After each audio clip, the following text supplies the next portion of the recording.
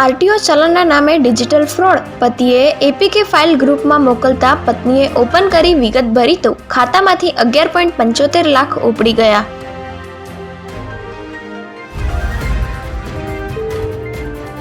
ગુજરાતના સૌથી ઊંચા 70 ફૂટના રાવણનું દહન, સુરતીઓએ 40 મિનિટ આતિશબાજીનો નજારો માણ્યો.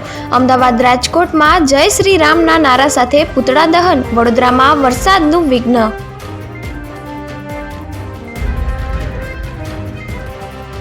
મ્યુનિસિપલ કમિશનરે રિવ્યુ બેઠકમાં અધિકારીઓને ખખડાવ્યા. રખડતા ઢોર અને સ્ટ્રીટ લાઇટ મુદ્દે તાકીદ કાર્યવાહી કરવા સૂચના આપી. નબળી કામગીરી બાબતે સીએનસીડી વિભાગના અધિકારીનો ઉધડો લીધો.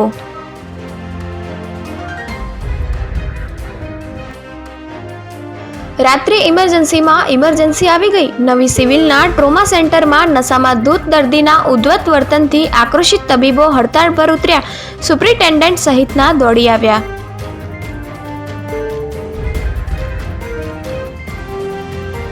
કુંદરાસણ ચોકડી નજીક અકસ્માત, એકનું મોત. માતેલા સાંઢની માફક આવ્યા ટ્રકે સામેથી બાઇકને ટક્કર મારતા યુવકનું મોત. એક મિત્ર ગંભીર રીતે ઘાયલ.